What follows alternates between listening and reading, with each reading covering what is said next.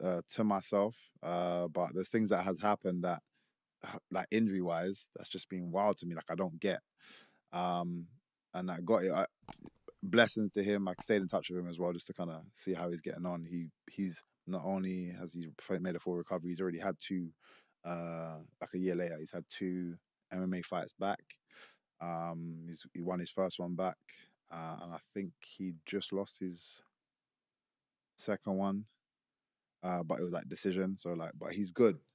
So it's good to see. How do you switch that emotion on and off? Because I know you're a very kind person, Mm. and you're a very humble person. But obviously, in that ring, you've got to be, it's you or me, Yeah. and it's not going to be me. And when you inflict that sort of pain and that sort of damage, how do you not sort of feel guilty about it? And you just said, just had to do what I do. And with that emotion, or do you feel that emotion? It's very difficult to be on both sides and be vicious and emotional. You have to pick a lane.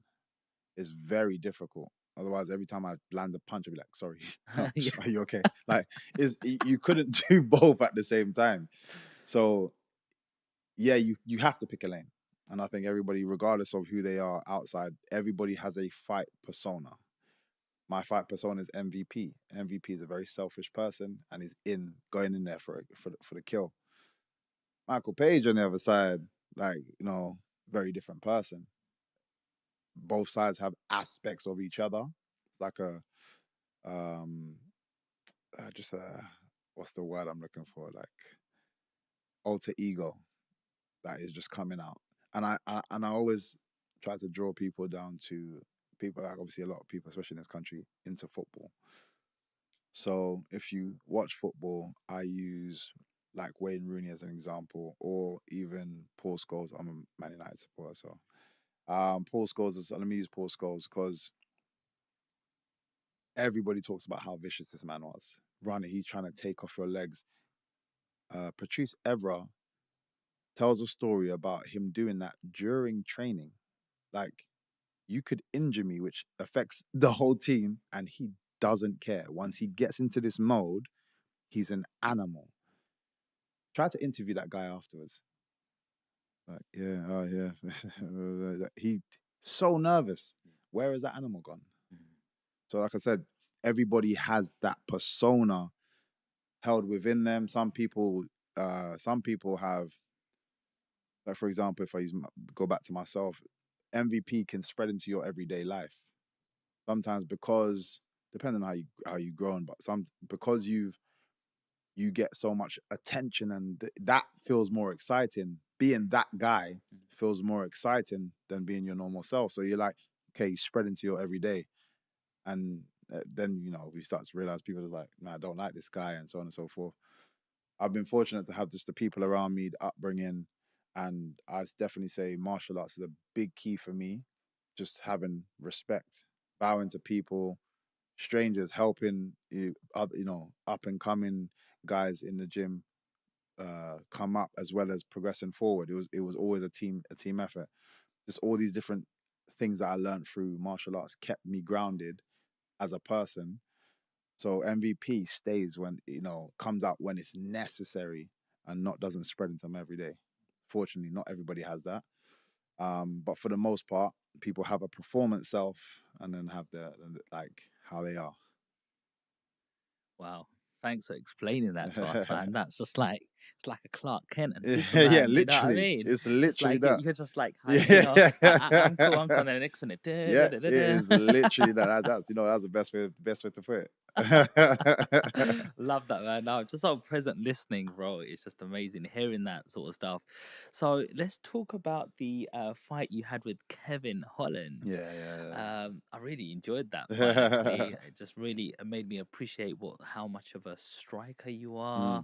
Mm. Them punches, the spinning elbows. Man, I don't know how you got that flexibility. I can barely just do this. Your elbows are already over there. You know what I mean? And yeah, let's go through that fight because there was a time where he I thought he got you the Mm. way he locked you, and then I don't know what you did, and you just got out of it. And it was like, how do you? Someone's in their best position, and you've just like come out of it? Like, let's talk about that fight. What did you? How did you prepare for that fight going in? Again, I always try to just I always see it as if I can be better than my previous self, than my opponent. I don't really care for my opponent.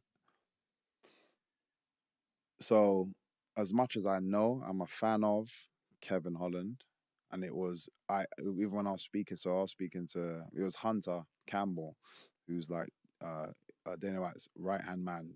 He's the one running so much, man. He's an amazing guy, such a cool guy.